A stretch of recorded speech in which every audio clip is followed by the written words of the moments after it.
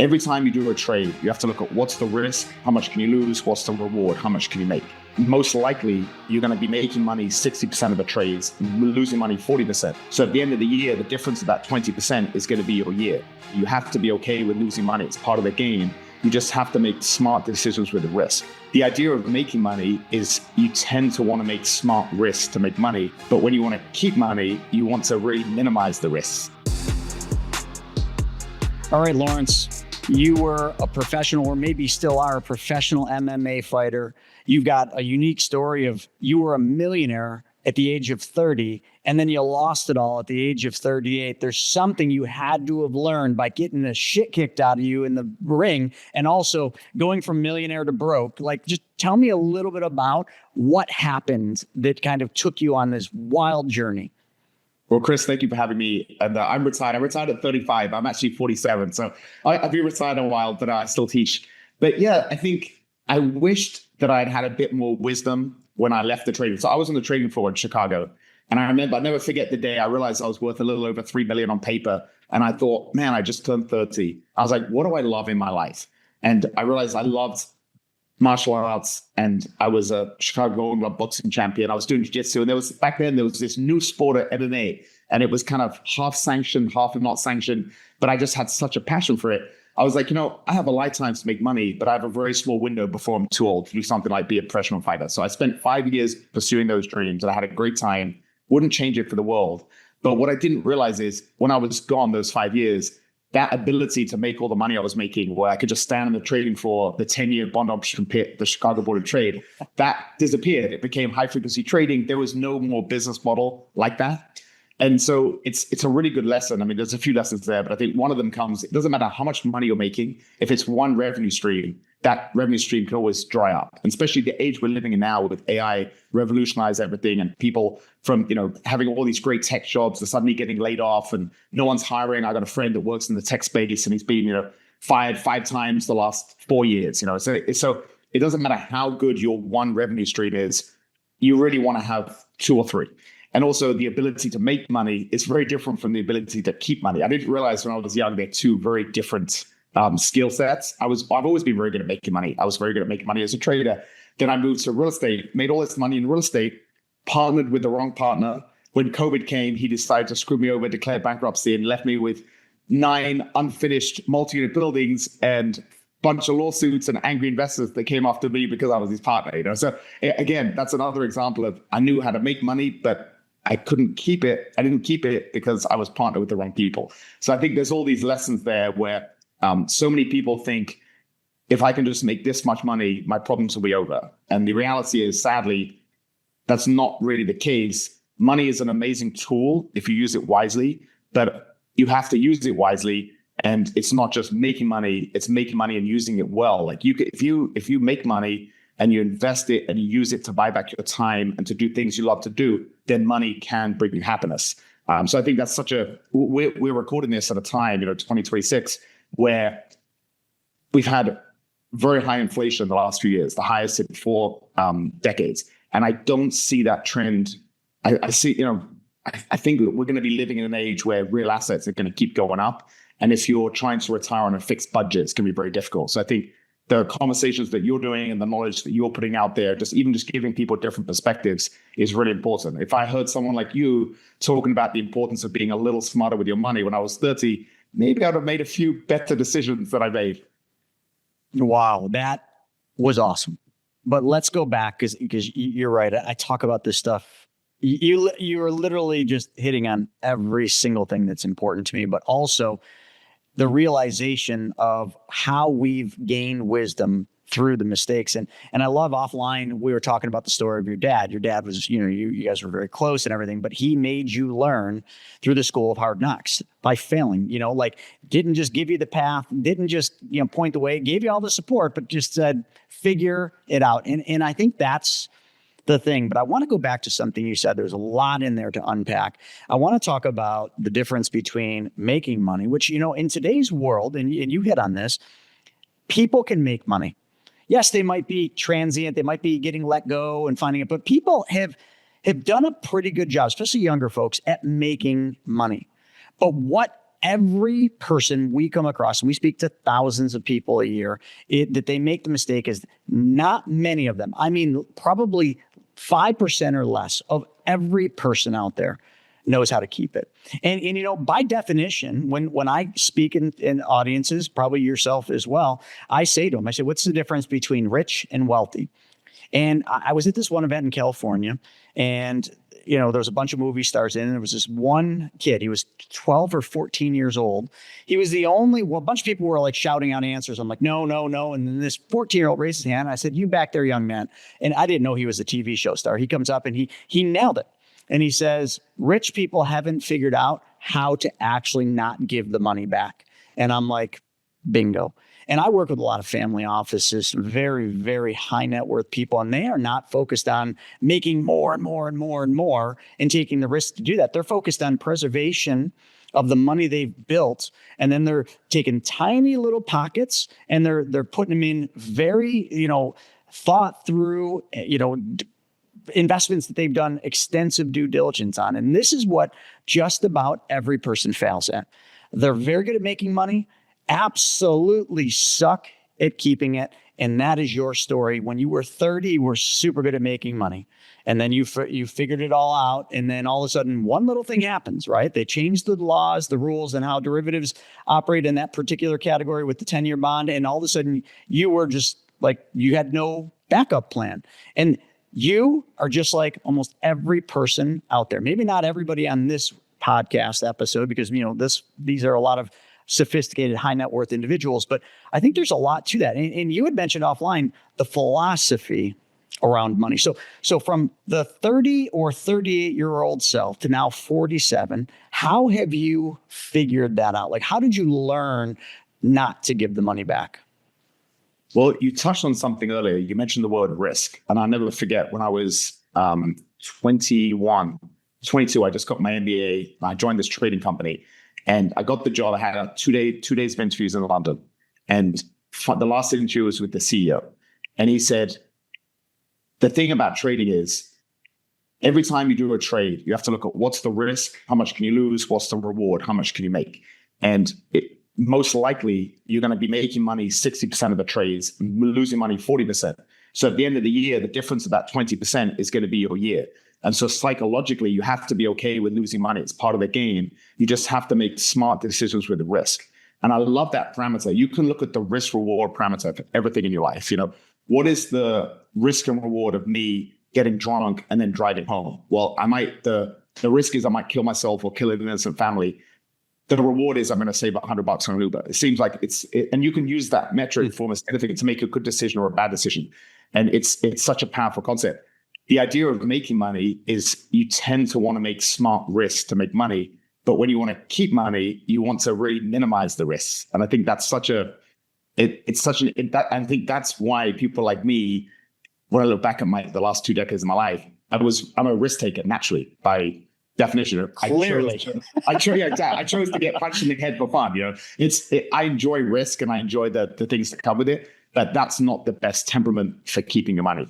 And I love Morgan Housel. He's written 3 books, and I listened to the audiobooks 3 or 4 times of each of them, and I've read the hard copy. So he talks a lot about the philosophy of money. And one thing that I've been thinking a lot about is the way we spend our money really does make a big difference. And I see people, as their income goes up, say they're a high-powered attorney, and they're now a managing partner, and they're making all this money, their lifestyle just increased with it on some of them. Some of the others, they're using that extra money to buy all these buildings and invest in their stock portfolio and have their Bitcoin or their gold in their safe, and they're buying all these different assets and they're being smart. So I think that's the big mistake we make in the West. You know, I'm from London, but I've been in Chicago and the Midwest for the last 23 years. And I've seen that there's something wonderful. When I go home, I'm going to go next week to see my parents in Italy.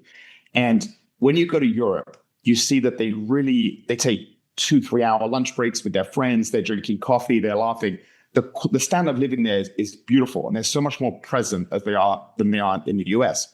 The one thing that I love about the US is there's no opportunity like we have here. You know, maybe Dubai, maybe a couple other places, but yeah, I cherish that opportunity. So it's on us to create the kind of life where we can have as many, moments with good friends, and we can craft a life that works for us. and also make all the money. But I think if we use that money to do things like buy back our time, have wonderful experiences, like spending money on a vacation with my 5-year-old son that I'm never going to forget, that for me is priceless.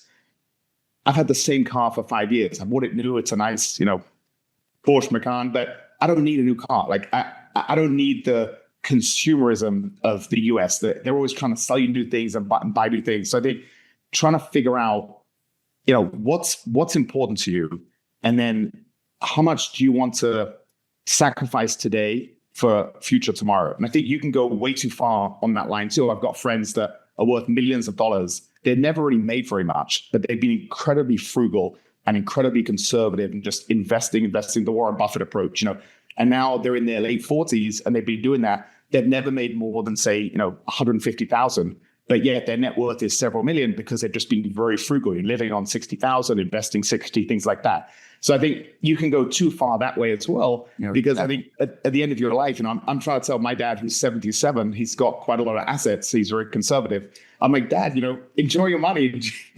I'm always like, spend it. I don't want to have all this money from inheritance for you. I want you to enjoy your life and spend your money. So I think it's an art.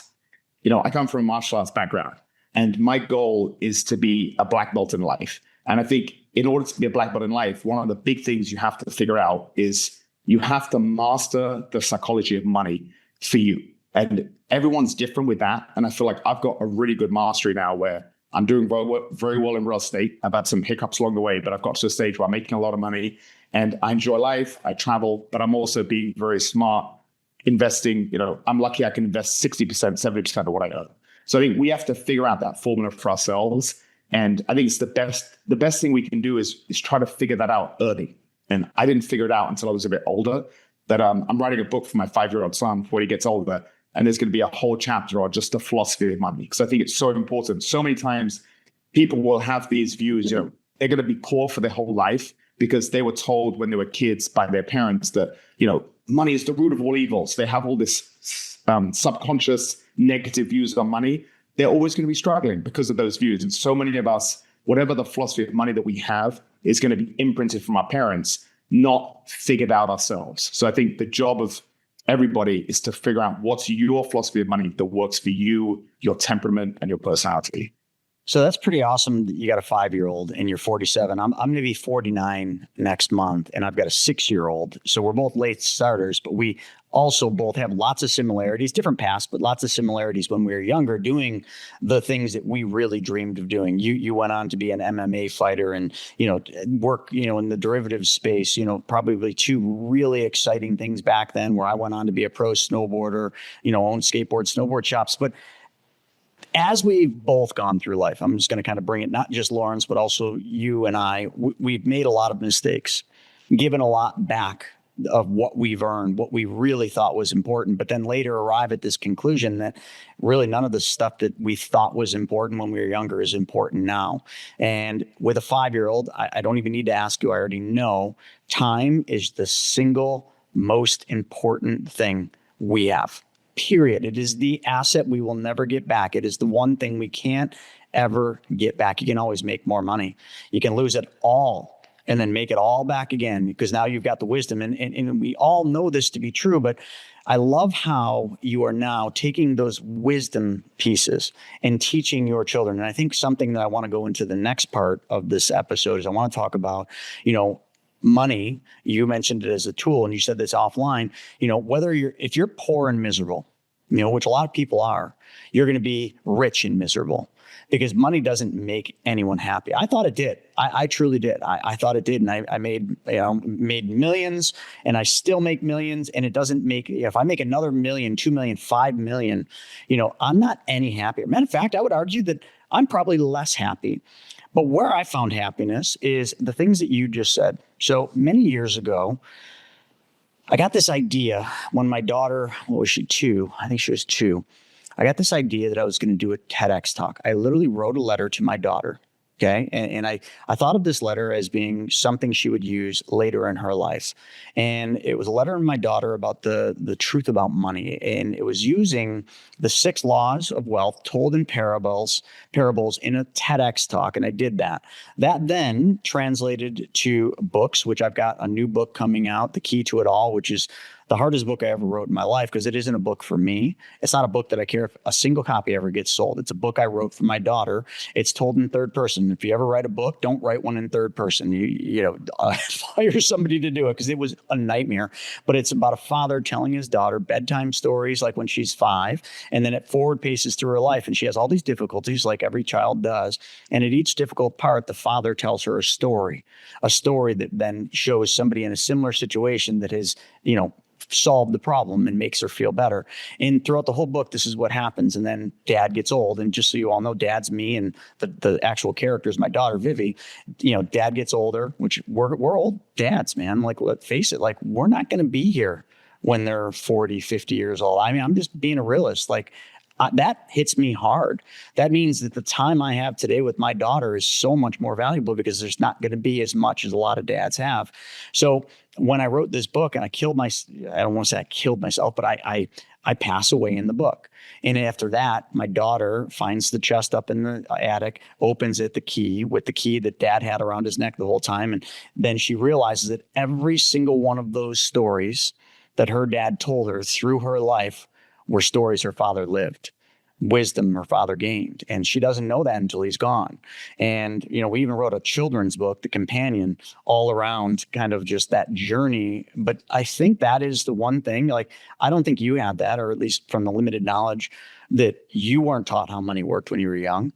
I certainly was. Matter of fact, I was taught how money worked. I was taught, we're not heating the outside. The lights always go off. We all those things. That's what I was taught. And I went through that. That scarcity mindset, I'll never, ever be able to get rid of it.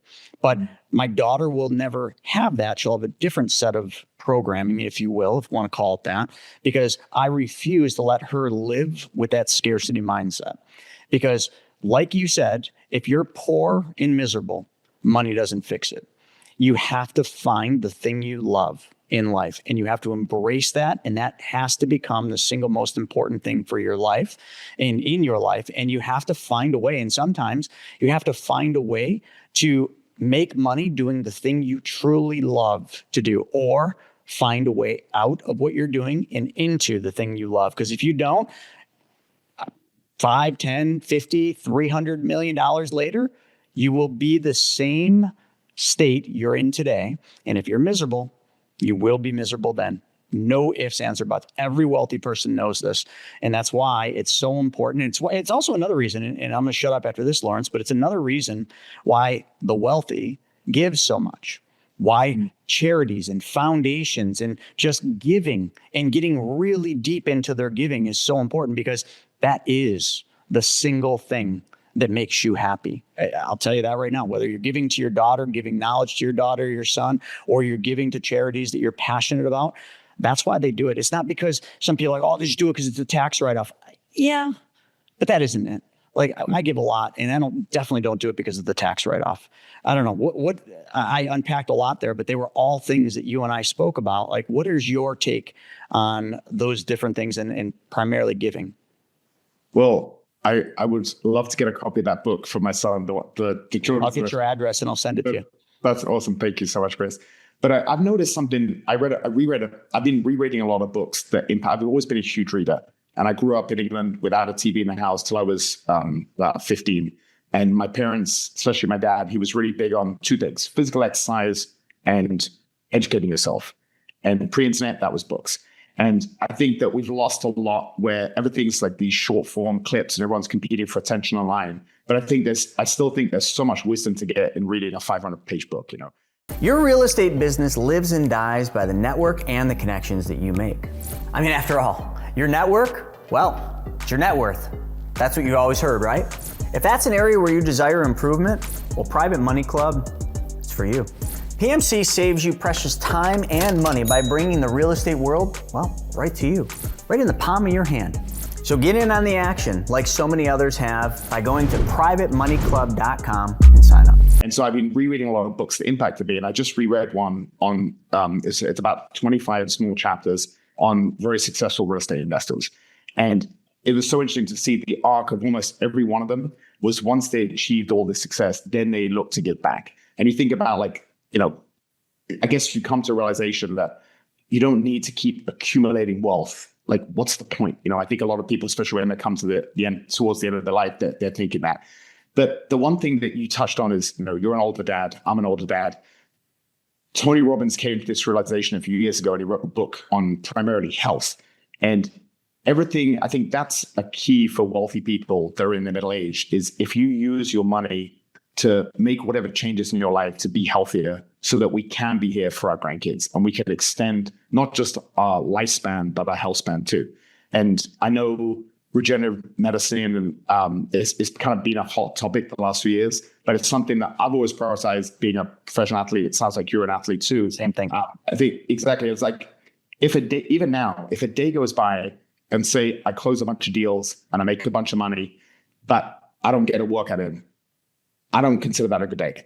But if I have a day where I'm kind of lazy, I don't do this. But if I, in theory, just hung out on the sofa watching cartoons with my son for 14 hours and I got a killer workout, I'll probably go to bed happier. Because I know that, like you said, you always have the ability to make money, but you have to do things today and yesterday and tomorrow and the day after tomorrow. You have to do the healthy habits to be healthy. And I think so that's when you prioritize your calendar, your daily calendar, your weekly calendar. Doesn't matter. I'm going to Europe next week. My wife knows every day I'm going to run in the morning, probably before workout, before breakfast, and I'm going to have a gym in most of the hotels because I want to get workout in the evening. And it's just something you build into the fabric of your life, because I'm thinking not just, we talk about, my 38-year-old self was kind of annoyed at my 30-year-old self for making so many bad decisions financially. I want my 75-year-old self, who's a physical beast, to be happy at my 30-year-old, my 40-year-old, my 50-year-old self, but doing the things that, today that your future self is happy. So I think using, and that's a big thing with money, like I spent a fortune on regenerative medicine. I went to Colombia to get stem cells last year. That was cost a fortune. I'm probably going to go every few years to get stem cells. I have a concierge doctor, I take peptides for health. I have, masseuse, sort of physical therapist that I see regularly. I teach jujitsu, but I also have jujitsu coaches. I have personal trainers that I work out with. And I'm not so arrogant, just because I was a professional athlete, I'm not so arrogant to think that I don't need help when it comes to that stuff. And that stuff costs money and it takes time.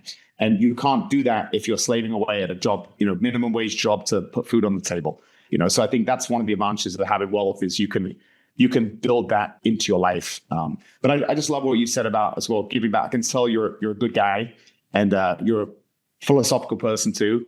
And I think that's I give back in many ways with my business, where I take real estate business that isn't worth my time necessarily, but I do it because I want to help people that need help. And I love the fact that I work with a lot of blue collar immigrants that are in development and construction, and they got families to feed, and they make enough, but they don't make that much. And I help them out. And it gives me a lot of pride and pleasure. The people I work with, they just have such good work ethic and mentality. I was chatting to one of my developers. He's like, yeah, I became a dad at 15.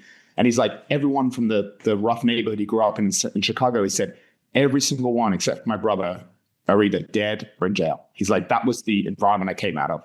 And so the fact that I can play a small part in helping him put food on the table for his family brings me so much happiness.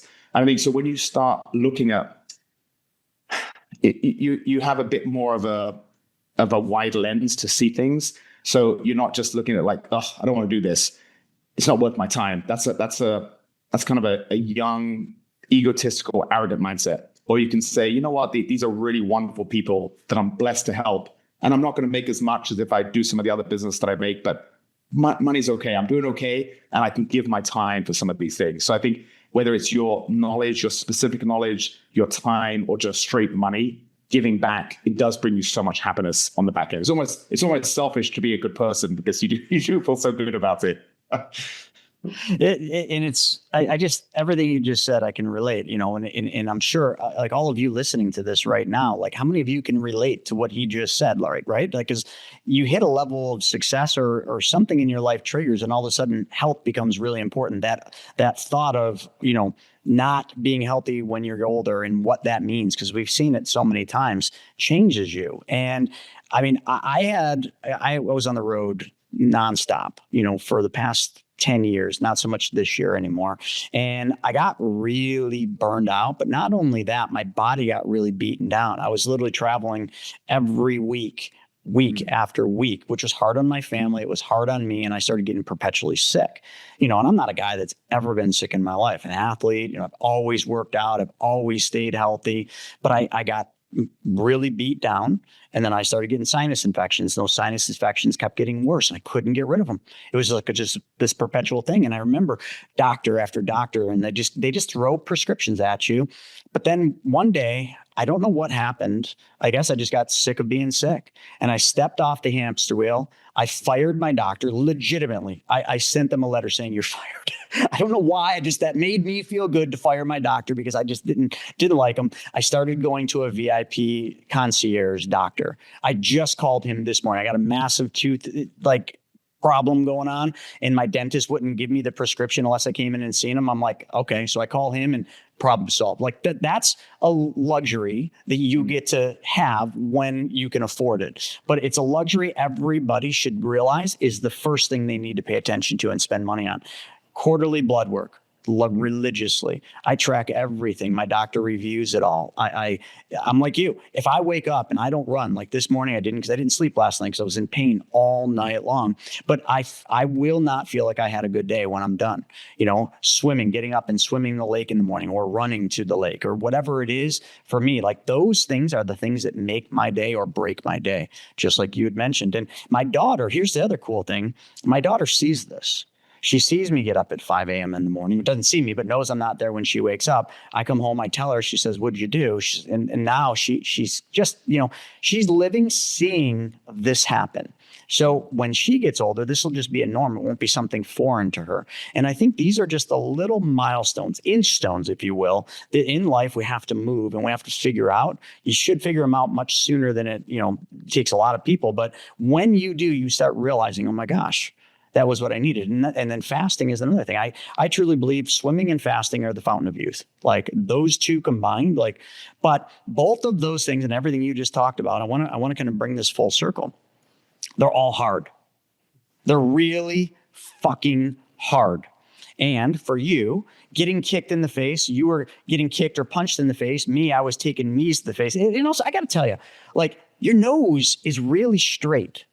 Mine's been broken 5 times, fighting, snowboarding, baseball. My nose is not looking as good as yours. So obviously you were much better about protecting your face than I was. Like this, I was just taking knees to it, but just joking. But anyway, what I was getting at is it's just like, we got to figure these things out. We got to learn these lessons. Otherwise, those lessons are going to take us down later in life when it's most important. And, I don't know. I got into the nose thing, but I lost my train of thought there. Chris, one thing about being a parent that's been such a blessing for me, and that's maybe 10 times happier. And I want anyone that's listening to this that's a bit younger and they're on the fence about family, I wish someone had told me this before I became a dad. I, for the longest time, had and again, I feel like this is when we talk about young people that have negative views on money because of the imprinting of their parents and their subconscious when they were kids or whatever it is. We all have that from their youth. One thing I thought therapy was for weak people. And the irony is I married a therapist, which is hilarious, but she's given me a lot of therapy, very subtle therapy over the years. And she's made me realize that everybody has things from our youth and from our past that aren't ideal to the person we want to be and the life we want to live. And it's our job to recognize that and correct that. So I had that same negative imprinting with people would make little comments to me when I was traveling the world and fighting and doing all these cool things. They're like, "Oh, that's cool. You're doing that now, Lawrence, because when you have kids, you want me to do any of that." And I had this negative, I nearly, if I hadn't met my wife, I probably would never have kids and I'd be very happy about that. Because I thought that fun would stop and life would stop because I couldn't do the selfish things that I do that bring me happiness. And now I realize that that's just one of my goals in life is to live an incredible life and have all these wonderful adventures and do it with my son. And we're actually doing IVF for kid number 2. So hopefully we'll have more kids, and see that life doesn't have to stop and you can still live this crazy adventurous life. Is it harder? Yes. But is it also more rewarding? Yes. You know, I shared something on Instagram today. My wife made a little video of my son. He grabbed these little dumbbells and he's doing bench press. She was in the basement doing some work, and I have a little gym down there, and he's seen me doing bench press, and I guess she caught him just doing bench press, and he was really shy about it when he saw that she was recording it. But it's just, you said that same thing about, it's not, when you become a parent, you realize that any struggle that you've been through is a wonderful lesson that you can give your kids. And so when I was going through my 3rd lawsuit from this 5 years after this development, I hadn't spoken, I blocked his number, 5 years after this guy screws me up, I'm still dealing with the never-ending lawsuits because of the American legal system. And I got screwed over, but I got tied up into his lawsuits. And I remember getting so fun, like telling my wife, like, babe, this feels like a nightmare. It's been 5 years already. I just want to move on. I don't care. I've lost the money. It is what it is. I just want to move on from this. And then I had the realization that, my dad's never been in a lawsuit. If any struggle that I go through, if my son gets sued down the road, I can be like, listen, I went through this, you go through it, there's a light at the end of the tunnel, it's okay. And so any bad experience that I've had just gives me more wisdom as a parent. And then on top of that, it's not what our kids see the parents doing, or what we're saying to them. We can be telling them to do whatever it is to do, but they don't care what we tell them. They care about what they see us doing, because we're their role model. So you want a life hack to be the best self? Have a little one looking at you every day. And I think that it's given me so much inspiration to be my best self, because I want him to see it. And it's also given me the realization that it gives me so much more patience, because it doesn't matter how successful you are, especially if you're a type A person, you're always going to want more success in whatever you're pursuing. You have your goals that they're going to change and keep changing. And so I don't want the results tomorrow. I want to spread out things years. I'm happy to wait years, because I want him to be older so he can see me striving and going after what I want. Whether I fail or not, it doesn't matter. And so I think that these are such beautiful lessons to tell people. Don't think that life stops and you have to have a dad bod because you become a parent. Like, that's not true at all. And if you're not a parent, you can still live an amazing life too. My uncle was my godfather, and I'm very close to.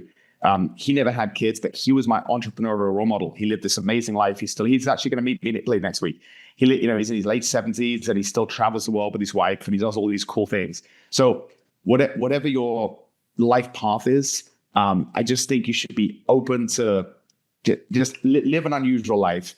Don't care about what society or what the imprinting was when you were young, or what even today, what your friends and family think. Think about what you really want to get out of this life, because you only have one shot. And I feel like that was the mentality that I had at 30 when I quit my very successful trading business. I basically gave it to one of my employees. I said, good luck. And I started trading 3 times a day to pursue my goals. I realized that I could be trading on a laptop in Saint-Tropez when I'm 85 years old, but you have a very small window to do something physical. So I think, and it's the same with everybody. We all have, we don't know when it's going to be, but we all have a limited time on this earth. So it's up to us to figure out what really ignites our fire and to pursue that with everything we got. Because I think at the end of our lives, we're going to regret. That's one of the decisions. That's one of the realizations that people have realized. There's a book called The 5 Regrets of the Dying. And one of the big regrets is not following the path that you really want to follow. It's doing things that other people expect of you. And I think that's so important. That's incredibly important. And where I lost my train of thought when I was saying, all those things that we talked about, they're all hard. And your son, my daughter, are watching us go through these hard things, whether it's the lawsuits and all these things that you're going through, which are painful and hard, and literally they scar you. I've been sued many times. Like I know a lot of those things. And yes, they never seem to end. The legal system here is so broken that there is no easy path. But that's also, I'm going to parallel that in this final part to this episode in the opportunities today. So here we are, we're June 2026. We're in the midst of a very interesting period of time, being 48, almost 49, having come from the Wall Street world, much like you. Like, we understand the cycles. And, I know where we're at. I know exactly where we're at. I just don't know when it's going to happen. Like, we're in for a major major change here. And, I don't know what the thing is that's going to knock the domino down. Maybe it's this Iran escalation. It could be a number of different things. Today the market's good because of SpaceX IPO. It's just like Main Street and Wall Street, or Wall Street and Main Street, have never been so disconnected that, it's hard to look at that as a barometer for where we are, because we are not good. And as things deteriorate, which they will, and there is going to be opportunity like never before. And the opportunity isn't just because the markets are falling and things get cheaper, just like, any other recessionary period of time, but more so because people have lost themselves. And because AI has come in and made everything so easy for people. I mean, very few people actually do research. I think you will see less and less people reading books. You'll see all the things that we kind of take for granted that we had to do to get where we are. Like next generations, like their AI will do it all for them. So they'll get complacent. But that opens up a massive opportunity. And that opportunity is here today, and it's only going to get bigger. And that opportunity comes down to one single solitary thing: giving a shit. Giving a shit, solving a problem. And I see it frontline every day. And the biggest thing I see is I see a lot of companies downsizing.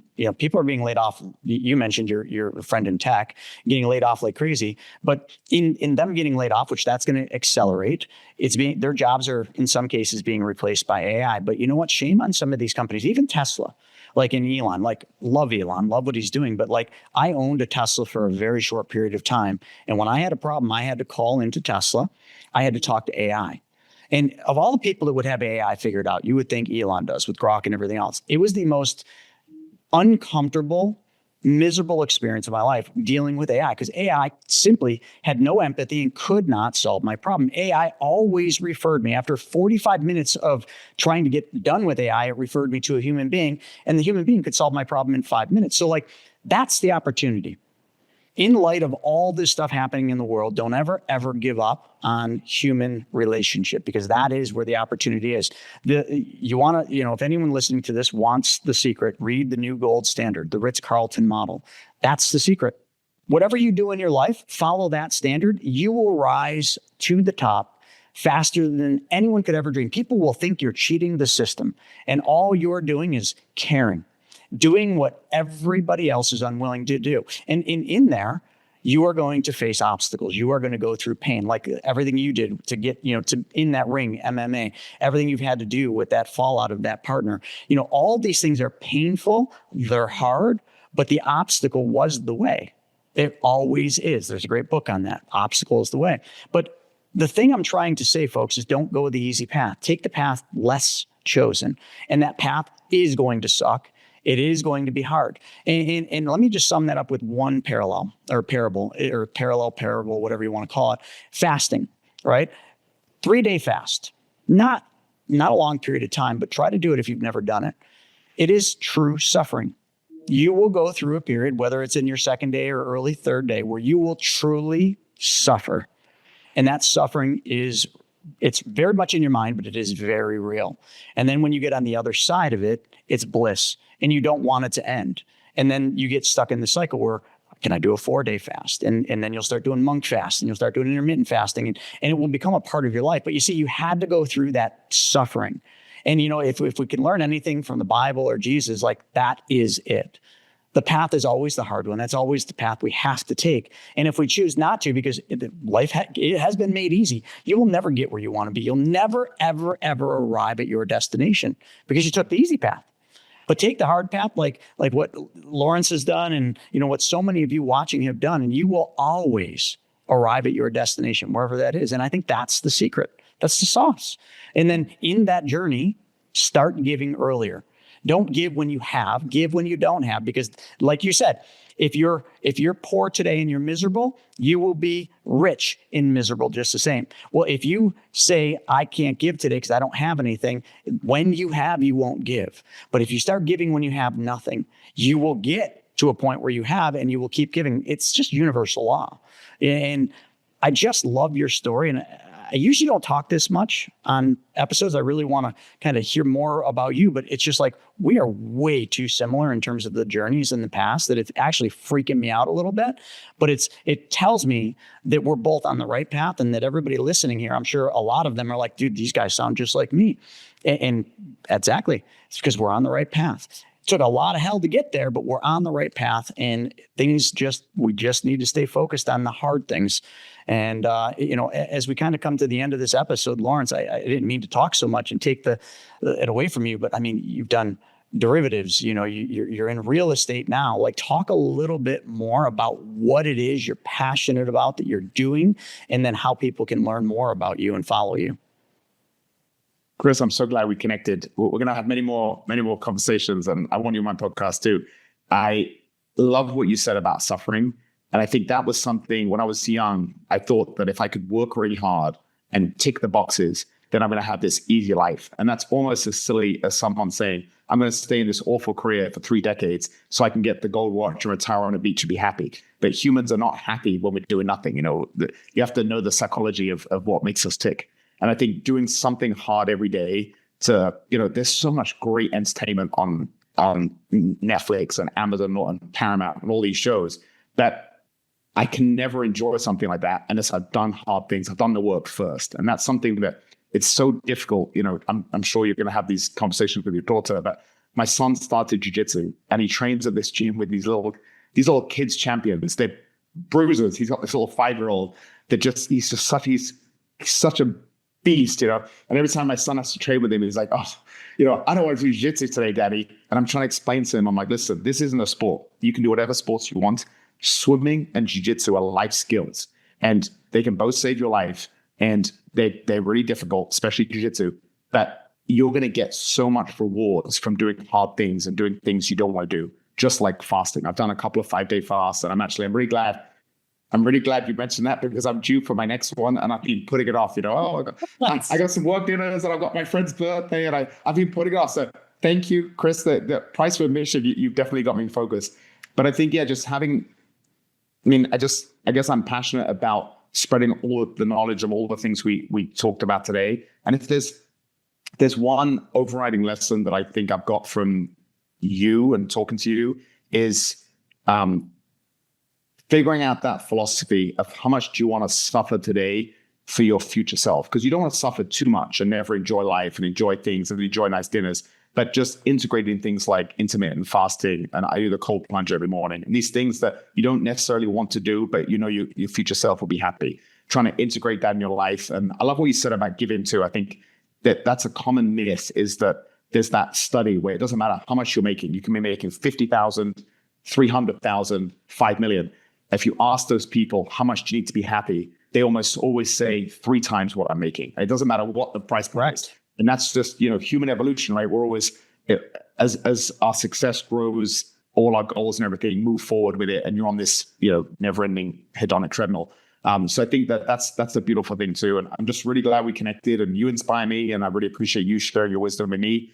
And I love you to come on my podcast too. I have a podcast where I talk to just interesting people. I talk to fighters and athletes and entrepreneurs and real estate people and authors and philosophers. Wherever my curiosity goes, I feel like the older I get, the more I realized that the wisdom in Aristotle's phrase, I know only one thing, and that's that I know nothing. And he was the wisest man in Greece. So I think it's just beautiful, these kind of conversations, because we know all these things, but sometimes I know I need to do a fast, but I need to be reminded by you. And I think that's the beauty of these things, is we know them, but you get caught up in life, and sometimes you need to get reminded. And I think that's the power of the conversation, the power of podcast. I love what you said about the power of humanity in an age of AI. I think it's going to get, like you said, more and more important, the human connection. So I love everything you said, and we are kindred spirits for sure. I'm really glad we connected, Chris. Me too. This has been really enlightening. And, like with the fast, like whatever your purpose is for why you fast, and what anyone listening as to why you do it. And like, I'll just share mine. You had mentioned stem cell treatments, right? Like that's a really important thing. And my body's beat up right now. I got a sports hernia. I got a partially torn labrum, and I've had multiple surgeries on my shoulders. I don't want another one. So you know what motivates me to do longer and longer fasts? My body for free starts producing stem cells after the 48th hour, and it rapidly increases after that. So when I hit that really, really hard part of fasting where you really are suffering, depending on what time of the day it is, usually it's when I'm home watching my family eat and I'm trying to stay busy. That's when it hits me. I start thinking every second, every minute longer I go, my body is fixing itself. And that to me is just so beyond fascinating, almost beyond comprehension, that we literally can repair ourselves. And listen, I'm a work in progress. I'll let you know whether or not I actually do repair my shoulder, but I am confident that I can. And that would defy just about every doctor, that you'd ever talk to, saying that you can't repair a torn labrum. Well, Chris, we'll prove that. You're gonna laugh because I'm dealing with a shoulder injury too that I'm trying to rehab but not get surgery. So we really are kindred spirits. That's too funny. But I didn't. You're right. I forgot that's one of the benefits of fasting. I do fasting because my longevity doctor gives me a hard time about it, and he said it's time for another 5-day fast. I try and do one every 6 months or every year because I'm delayed.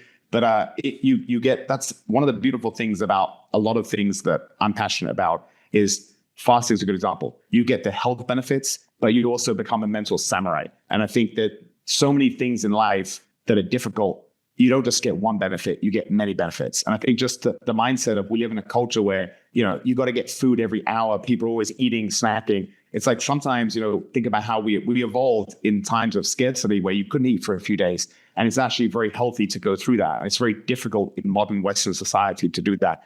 And so just that alone is worth doing it. Just do hard things because, it makes you feel proud. The most proud you and I are of the things we accomplished tends to be the hardest things that we had to do. If, a lot of, rich people that started off with family legacy and inheritance and have gone on to do very well, I actually respect them a lot more because it's very easy to go the other way. When you have all this abundance when you're young and you take it for granted, you kind of become a loser who's unmotivated because you have all this stuff. And I think it's actually the opposite. I think it's harder when you have it. Mm-hmm. So I think that's what makes it special is do hard things. You're not going to be proud of any easy thing that you accomplish. Absolutely. And there's nothing more we can say than ending on that. Lawrence, I would be honored to be on your podcast. And thank you so very much for coming on mine.